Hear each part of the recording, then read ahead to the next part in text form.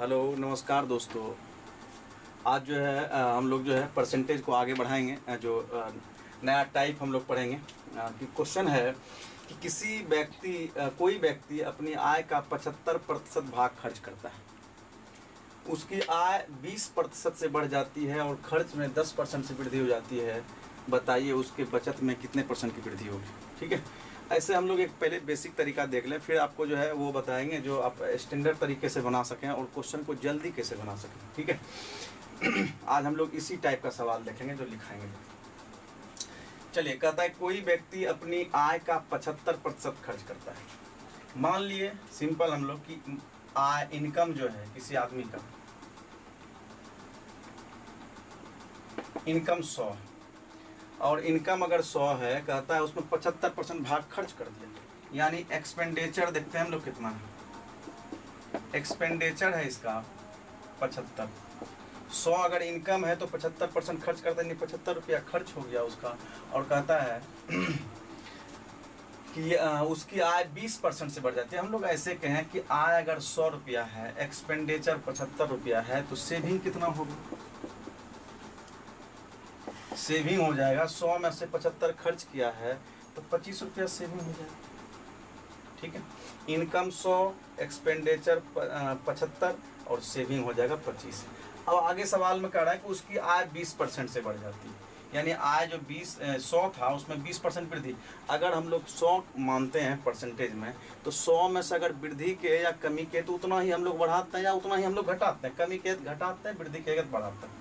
100 में 20% वृद्धि 120 नया इनकम हो गया।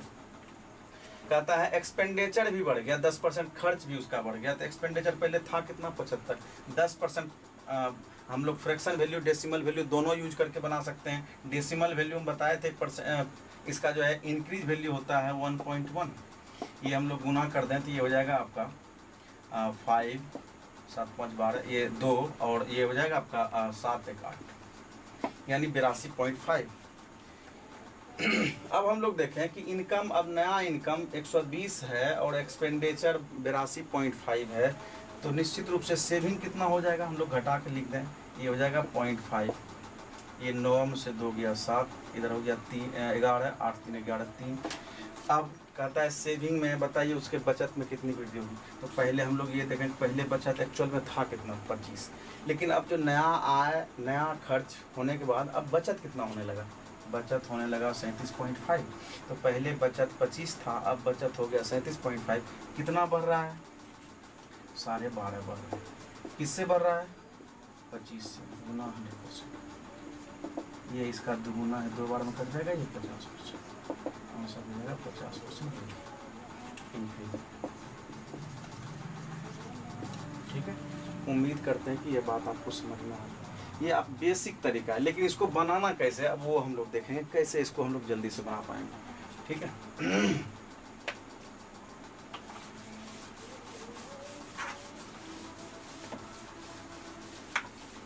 चलिए, आदमी का जब इनकम होता है तो उसका या तो वो खर्च करता है रुपया या बचत करता है। हम लोग लिखेंगे आय बराबर, यानी इनकम बराबर खर्च प्लस बचत। ठीक है, इनकम है, इनकम कुल इनकम को हम लोग कह सकते हैं खर्च या बचत में। अब आय मान लिया जाए 100 रुपया। पहले हम लोग इसको देखेंगे कैसे इसका पहले इसको पूरे अच्छे से डिस्क्राइब करते हैं सवाल को, फिर शॉर्ट में कैसे बनता है वो भी आपको कर देंगे। तो ये हो जाएगा आय 100, 75 खर्च होता है, तो बचत कितना होगा 25 का, जैसा कि हम लोग पीछे देखे भी थे। अब हम लोग पहले इसको बढ़ाते हैं कि इस तरह से हम लोग कटा लें। 25 से कम 25, 25 या 75, 25 100 100। कहता है खर्च में 20% वृद्धि। आप ऐसे समझे होंगे, बचपन में भी देखते होंगे सवाल, जब 9 10th में पढ़ते होंगे तो सवाल इस तरह से बनाते होंगे कि अगर मान लिया इनकम अगर किसी का 100 रुपया कुछ है इनकम, उसमें 20% वृद्धि करना है, तो पहले लिखते थे x प्लस x का 20% वृद्धि। माइनस कमी कहता था तो यहाँ हम लोग माइनस लिखते थे।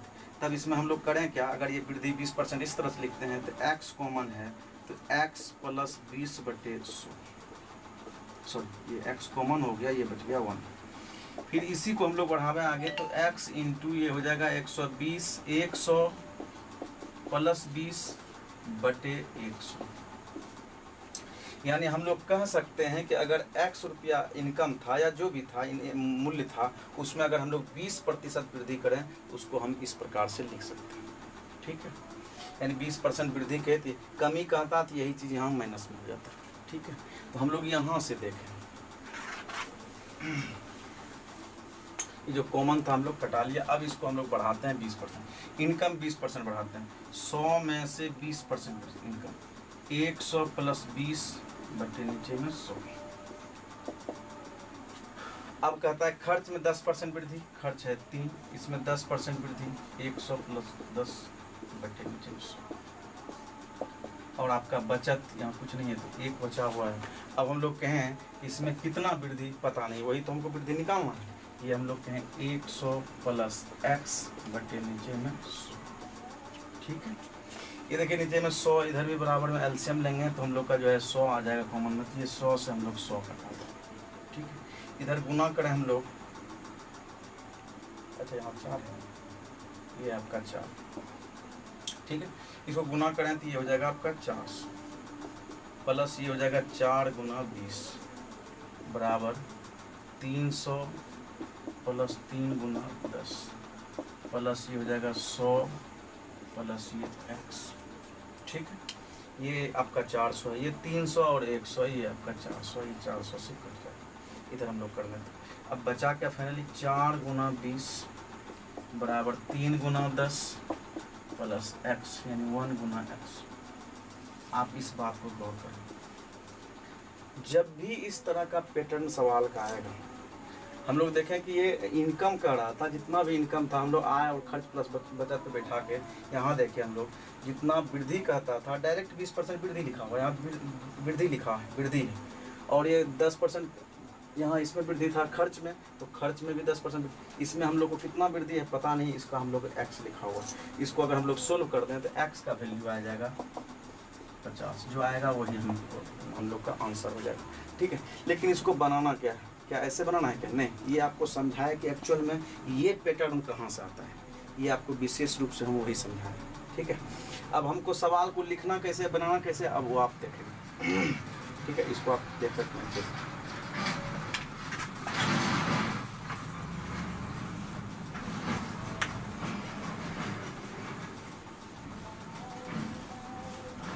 चलिए पहले तो हम लोग लिख दें कि इनकम 100 कर लिए थे, खर्च 75 था, बचत 25, ये आपका कट जाएगा। 25 से कम 25, 25 दिया 75, 25 चौके 100, यानी 4 3, ये देखिए। अब करा इसमें 20% का वृद्धि आय में, तो डायरेक्ट आपको लिखना है यहाँ गुना में 20। ये आपका खर्च में 10% वृद्धि, यहाँ लिखना है 10। और कहता है बचत में कितना वृद्धि, पता नहीं x, ये हम लोग गुना करना है।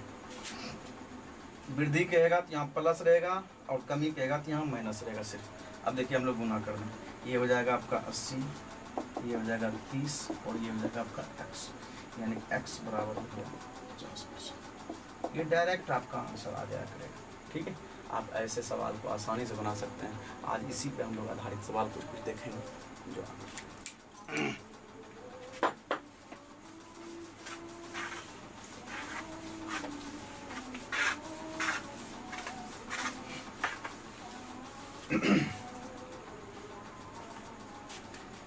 चलिए अगला सवाल है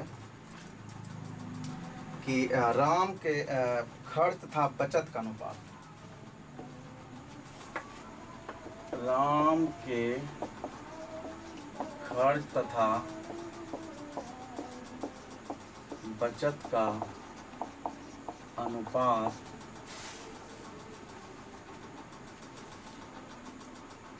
5:3 है।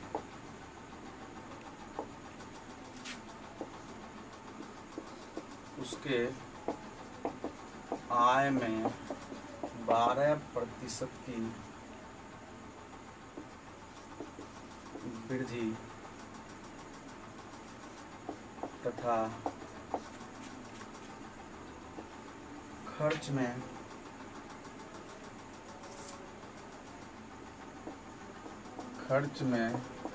15% की वृद्धि होती है तो उसके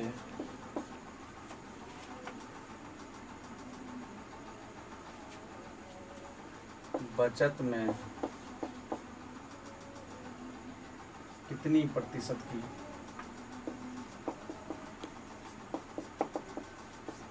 वृद्धि होगी।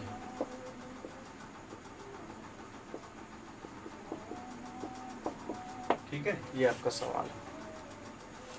तो कहता है राम के खर्च था बचत का अनुपात। यहाँ हम लोग देखें खर्च और बचत का अनुपात है, तो हम लोग कहें कि आय बराबर खर्च प्लस बचत।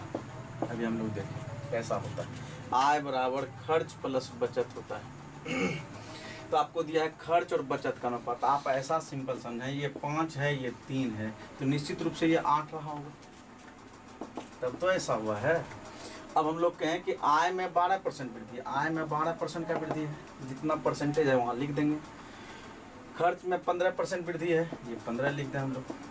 तो कहता है बताइए उसके बचत में कितना वृद्धि होगा, पता नहीं। ठीक है, ये आप समझ रहे होंगे कि हम लोग कैसे लिखें आय खर्च बचत। इसका पीछे जो हम लोग जो सवाल पढ़े उसमें जो है देखे कि इस तरह से हम लोग क्यों आखिर ऐसे लिख लेते हैं। तो ये हो जाएगा 12×96, 15×5 = 75 और प्लस ये आपका 3x। इसको हम लोग इधर करें 1 और ये हो जाएगा 2। 96 में से 75 घटेगा, ये 6 में से 5 घटा 1, ये 9 में से 7 गया 2 और ये हो जाएगा आपका 3x। x बराबर ये कटा दें 7 में, x बराबर 7, यानी ये प्लस में आया है आंसर, इसलिए वृद्धि होगी। ठीक है, यानी प्लस में आएगा तो हम लोग कहेंगे इंक्रीज हो रहा है, यानी वृद्धि हो रहा है। अगर माइनस में आता तो ये आप सिंपल तरीके से इस तरह से आप ऐसे सवाल को बना सकते हैं। ठीक है, चलिए अगला सवाल है।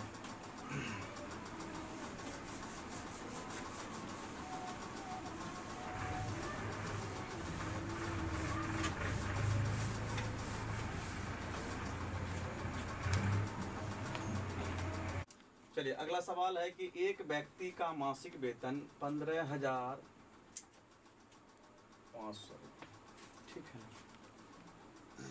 सॉरी 13,500 रुपया, 13,500 रुपया तथा उसका खर्च 9,000 रुपया है।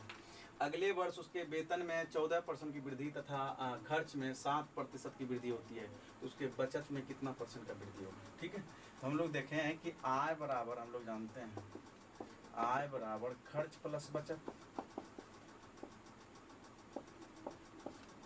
ठीक है, आय आपका है कितना 13,500, खर्च कितना है 9,000, तो बचत कितना हो जाएगा। अगर आय में से खर्च निकालेंगे तो वही तो बचत है, यानी हम लोग निकालें तो ये हो जाएगा आपका 0 0 ये 5 और ये आपका हो जाएगा 4 4500। ठीक है, 13 में 9 जाएगा 4। अब हम लोग कटा लें, ये हो जाएगा 0 0 ये कट जाएगा। फिर हम लोग कटावें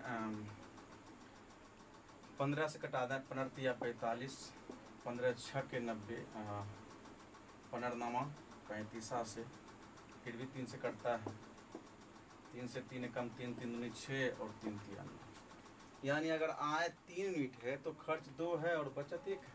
कहता है उसके खर्च में उसके वेतन में यानी आय में 14% वृद्धि, देखिए 14% हम लोग वृद्धि। तो कहता है खर्च में 7% की वृद्धि, खर्च है 7% वृद्धि। तो कहता है बताइए उसके बचत में कितनी वृद्धि है x का। ये हो गया 34 42 बराबर 14, ये हो जाएगा x, इधर घटावे हम लोग तो x बराबर हो जाएगा आपका 28%। ठीक है, 12 में से 4 गया 8, बाकी इधर जो हम लोग घटा दिए 3 में 1 गया 2, 28%। यानी हम लोग कहें कि बचत में कितना % का वृद्धि हो रहा है। तो ये शॉर्टकट तरीका है, आप जो इसको आसानी से समझ सकते हैं, एक कॉन्सेप्ट के फॉर्म में बताएं आप ये अच्छे से समझ सकें। ठीक है, अगला सवाल है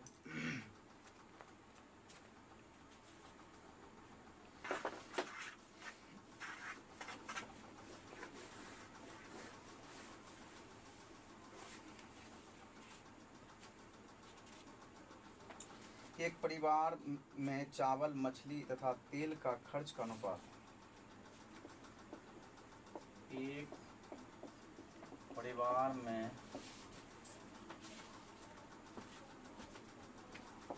चावल, मछली तथा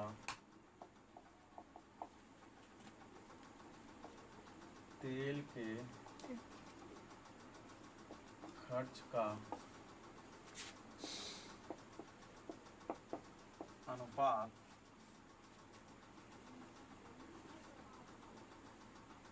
12:17:3। ठीक है। इन वस्तुओं के मूल्य क्रमशः इन वस्तुओं के मूल्य क्रमशः 20%, 30% तथा 50% से बढ़ जाता है।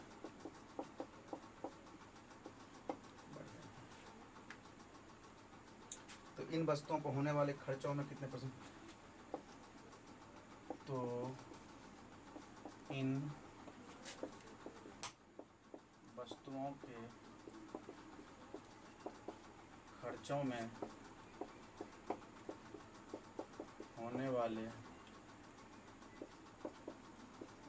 प्रतिशत वृद्धि ज्ञात करें।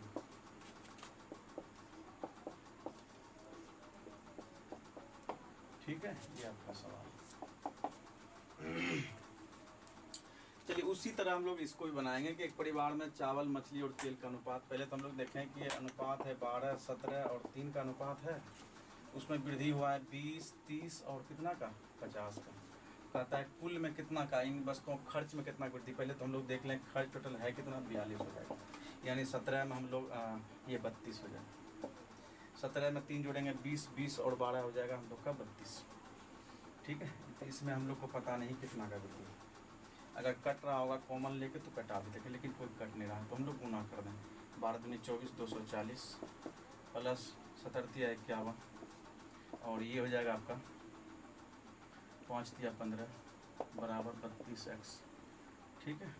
चलिए इसको हम लोग जोड़ लेते हैं। 0 ये हो जाएगा 5 5 10 फिर 0 बाकी 1 6 6 2 8 6 2 8 1 9 बराबर 32x। ठीक है। ये हम लोग कटा लें x से। x बराबर हो जाएगा 900/32। ठीक है। ये हम लोग 4 से कटा दें। 4 से 4 थे 32 और ये 4 से कटा दें। 4 दूनी 8 बच गया 1 फिर 4 दूनी 8 बचा कितना 2 4 5 20। फिर ये हो जाएगा आपका 4 से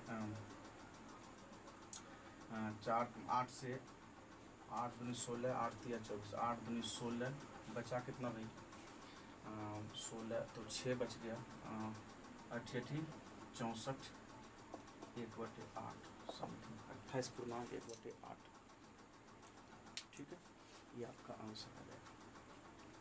उम्मीद करते हैं कि ये समझ में भी सबको आ गया होगा। चलिए अगला सवाल है। ये सब एक ही टाइप का सवाल है। एक और 1-2 सवाल हम लोग लेते हैं जो इस टाइप पे बन जाता है।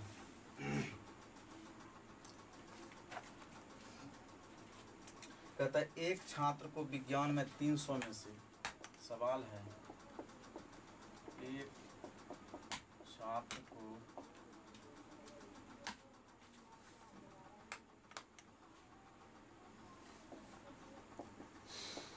विज्ञान के 300 में से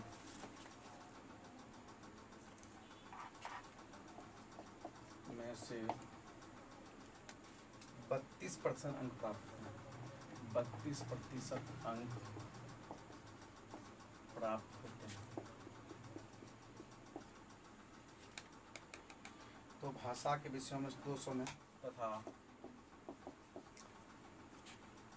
अच्छा तो भाषा के 200 में से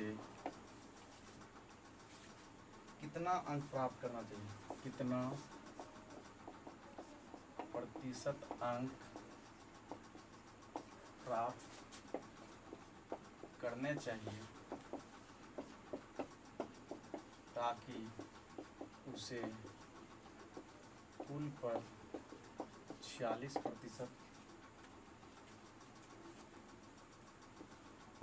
अंक मिले। ठीक है, ये आपका सवाल है कि एक छात्र को विज्ञान के 300 में से 32% अंक प्राप्त होते हैं, तो भाषा के 200 में से कितना अंक प्राप्त करने चाहिए ताकि कुल पे 46% अंक प्राप्त हो सके। तो चलिए, विज्ञान का 300 है और आपका भाषा का 200 है, तो कुल है कितना, 500। ये हम लोग कट कर लें, रेशियो में ले आवे। और कहता है कि एक छात्र को 300 में से 32%, ये 32% अंक प्राप्त हो रहा है, इसमें कितना प्राप्त होगी ताकि कुल पे 46% अंक प्राप्त हो। उम्मीद कर रहे हैं कि आपको समझ में आ रही है। और ये हम लोग गुना करें, ये हो जाएगा 96 प्लस ये हो जाएगा 2x बराबर हो जाएगा 56 से 30, 5 और 20, 20 3 23, ये आपका इतना हो जाएगा 2x बराबर। और हम लोग कॉमन लेके भी कटा सकते हैं, ये हो जाएगा आपका 48, 2 कॉमन था, 2 एकम 2 और 2 एकम 2, 115। x बराबर हो जाएगा 115 घटा 48, यानी x का वैल्यू हो जाएगा 15 में से 8 गया 7, और ये आपका 67% आपका आंसर है। ठीक है, उम्मीद करते हैं कि ये बात भी आपको समझ में आ गया होगा। देख रहे हैं कि आप इस तरह के सवाल को हम लोग कैसे बना रहे हैं। ठीक है,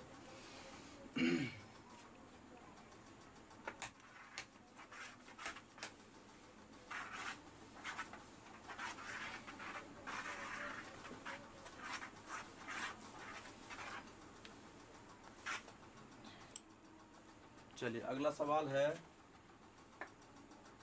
सब ये एक टाइप का सवाल है, इसलिए जो है आपको बता रहे हैं कि आप पहला वाला अगर सवाल समझ रहे हैं तो सब सवाल जो आपको आसानी से समझ में आ भी रहा है। ठीक है, चलिए अगला सवाल है कि एक कॉलेज में लड़के और लड़कियों की संख्या का अनुपात, एक कॉलेज में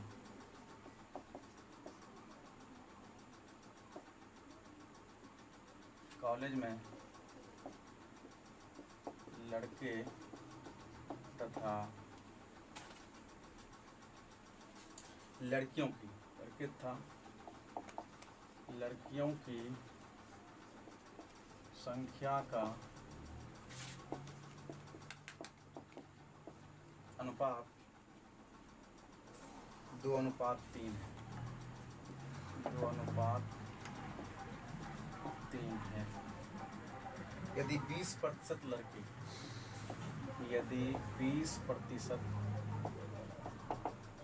लड़के तथा 25% लड़कियां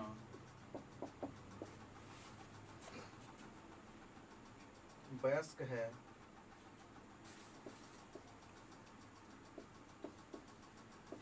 है तो कितने प्रतिशत छात्र वयस्क नहीं। ठीक है, ये आपका सवाल।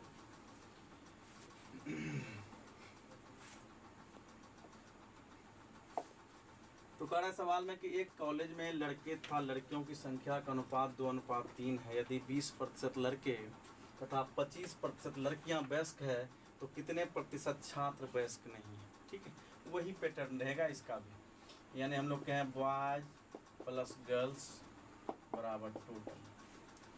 बॉयज है कितना भाई, 2:3 में है, यानी लड़का 2 है तो लड़की 3 है, और कुल है कितना 5। कहता है यदि 20% लड़कियाँ, 20% लड़कियाँ, अच्छा 20% लड़कियाँ, लड़के 20% लड़के, 25% लड़कियाँ वयस्क है तो कितने छात्र, यानी टोटल छात्र में ये आपका टोटल आ गया, कितने छात्र वयस्क हैं पता नहीं। यानी ये हो जाएगा आपका 40, ये हो जाएगा आपका 25 या 75 बराबर 5x। ये हम लोग जोड़ लें तो ये आ जाएगा आपको 7 4 11 115। बराबर 5x। 5 से कटा दें 5 10 5 15, x बराबर 23%। यानी 23% ऐसे छात्र हैं जो वयस्क हैं। ये निकला ऐसा कि जो वयस्क हैं। सिंपल आप ये समझिए कि यहाँ कह रहा है कितने छात्र हैं जो वयस्क नहीं हैं। तो हम लोग निकाले कि 20% लड़के और 25% लड़कियाँ वयस्क हैं। तो ये निकल गया आपका कि टोटल 23% वयस्क है। तो हम लोग कहते हैं कुल जो है ये टोटल जो था तो वो अपने आप में 100 था। अगर उसमें 23% वयस्क है तो हम लोग कहें कितना वयस्क नहीं है, यानी 100 में से 23 हम लोग लेस कर दें, यानी हो जाएगा ये 7 और ये हो जाएगा आपका 77%। ठीक है, यानी 77% ऐसे हैं जो वयस्क नहीं हैं। ये आपका आंसर आएगा कि जो वयस्क नहीं। इसी को आप दूसरे तरीका से आप ऐसे भी समझ सकते हैं। अगर डायरेक्ट आपको निकालना ही नहीं, जो वयस्क नहीं है उसी का निकल जाए परसेंटेज, तो आप इसको ऐसे भी कर सकते हैं। टोटल 2:3 में था, ये 5 होगा ही। ठीक है, अब कहता है कि 20% लड़के। अब बताइए जो भी लड़का था वो अपने आप में 100 था।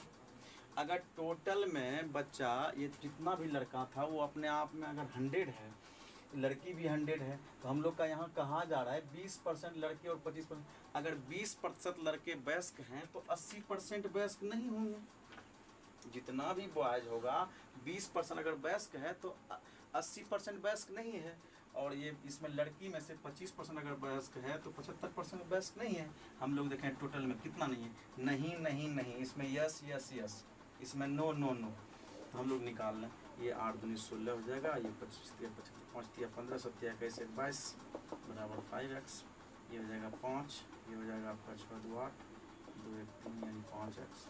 ये हम लोग हटा दें 5 से 5 7 35, बचा कितना 3, 5 7 35 x बराबर 77%। ये ऐसा निकला जो वयस्क नहीं।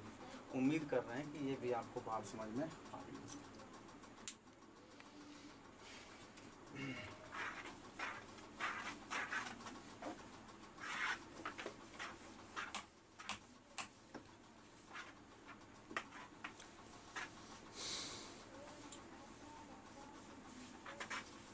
चलिए आज का लास्ट सवाल देखेंगे हम। सवाल है कि एक पहले मिश्रण में 20% पानी,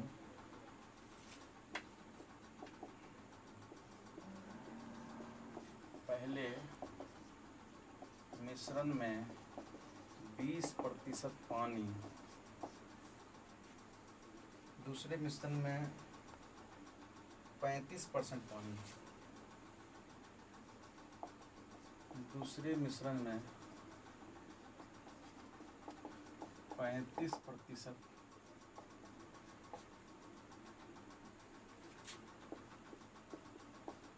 पानी। एक गिलास में 10% भाग, एक गिलास में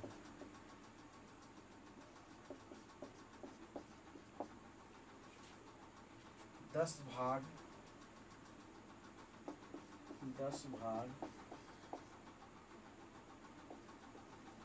पहले मिश्रण से तथा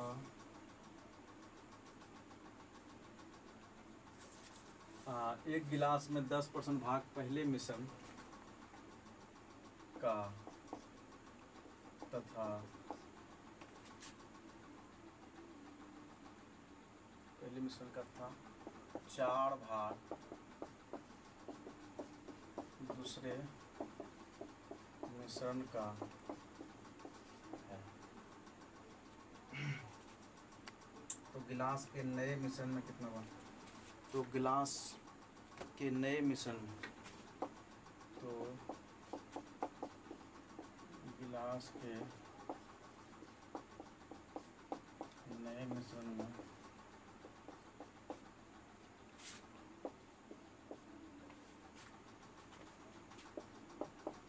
पानी का प्रतिशत क्या होगा? ठीक है, ये आपका सवाल। पहले मिश्रण में 20% पानी, दूसरे मिश्रण में 35% पानी है। एक गिलास में 10 भाग पहले मिश्रण का तथा 4 भाग दूसरे मिश्रण का है, तो गिलास के नए मिश्रण में पानी का भाग कितना।